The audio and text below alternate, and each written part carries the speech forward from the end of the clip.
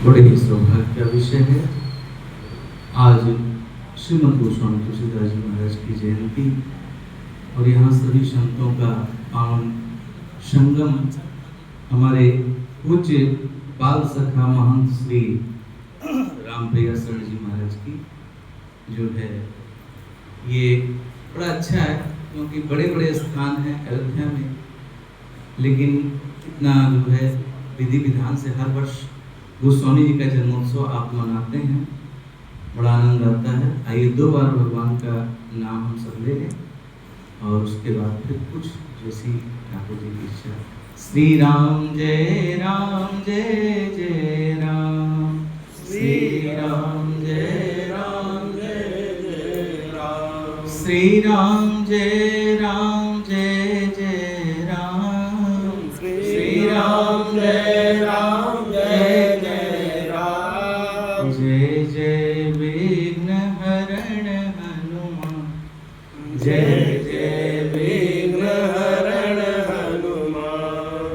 श्री राम जय जय राम, श्री राम जय जय राम। जय जय विघ्न हरण हनुमान, जय जय विघ्न हरण हनुमान। श्री सीताराम जी महाराज की।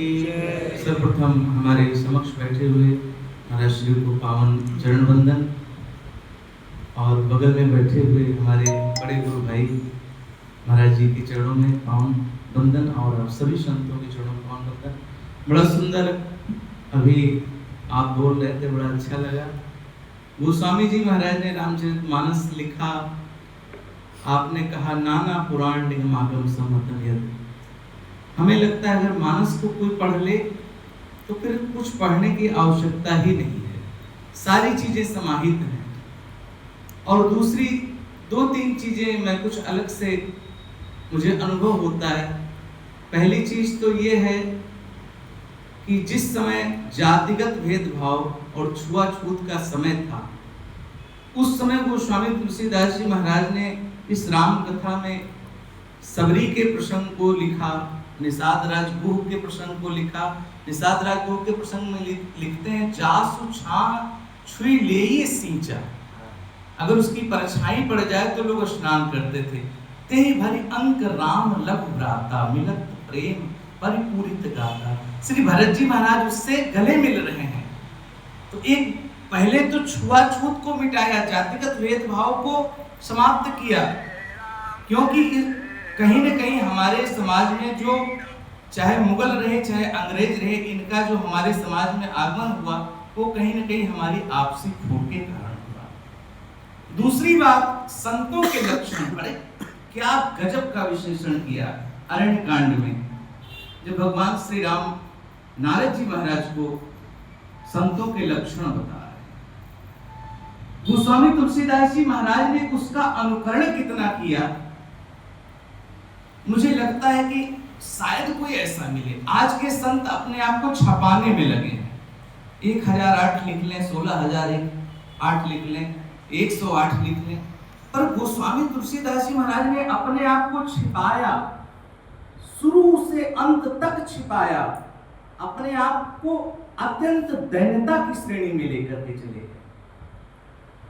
और जबकि महान कितने थे, वाल्मीकि जी के अवतार थे, इतने महान होकर के दैन्यता कितनी थी। और कहा भी, जोर दे करके इस बात को मानस में कहा कि भगवान को कौन प्रिय है, बंदो सीता राम जी पद जिन्हें परम प्रिय खिन्न। और जब यहाँ नवधा भक्ति का विश्लेषण किया तो यहाँ भी कहा, क्या कहा, नवम सरल सब सन छलहीना, मम भरोस हिय हरस न दीना। बहुत ज्यादा हर्ष भी नहीं होना चाहिए, बहुत ज्यादा प्रसन्न नहीं होना चाहिए, बहुत ज्यादा दैन्यता भी नहीं, लेकिन कहीं न कहीं भगवान को प्रिय कौन है, कहा जो अत्यंत दैन्य है वो भगवान को प्रिय है। तो गोस्वामी जी ने जो संतों के लक्षण लिखे मुझे लगता है कि कभी अगर उसको कोई संत पढ़ के अपने जीवन में उतार ले तो बड़ी बात होगी। और वैसा संत मुझे आज के परिवेश में स्वामी रामसुखदास जी जैसा, स्वामी रामसुखदास जी जैसा गोस्वामी जी के बाद अगर मुझे कोई दिखता है तो वो संत, जिन्होंने ना कोई मठ बनाया, ना कोई मंदिर बनाया, ना कहीं अपने नाम को लगाने के लिए भी मना किया कि मेरे नाम से कहीं कोई एक फोटो तक उनकी कहीं नहीं, ऐसे दिव्य संत। तो गोस्वामी तुलसीदास जी महाराज ने अपने आप को छिपाया और आज के लोग छपाने में लगे हैं। इसलिए कहीं न कहीं से हमारे बीच से संतों का जो है अभाव होता जा रहा है, भक्ति का अभाव होता जा रहा है। और आगे क्या कहें, बहुत सारी चर्चाएं हैं, कुछ गुरुदेव भगवान बैठे हैं। एक बधैया हो जाए क्योंकि जन्म हुआ है, और बधैया के साथ हुआ है वाणी दूसरा।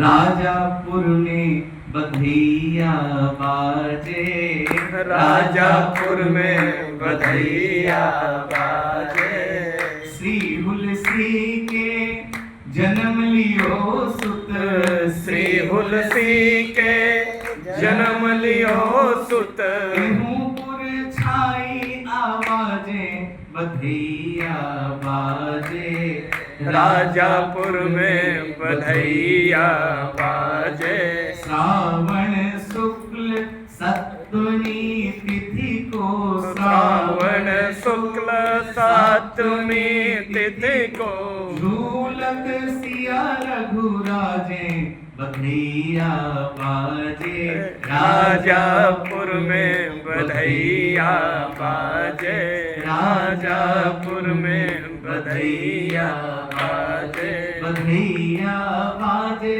बधैया बाजे, बधैया बाजे, बधैया बाजे, राजापुर में बधैया बाजे, राजापुर में बधैया बाजे। बोलिए गोस्वामी श्री तुलसीदास जी महाराज की।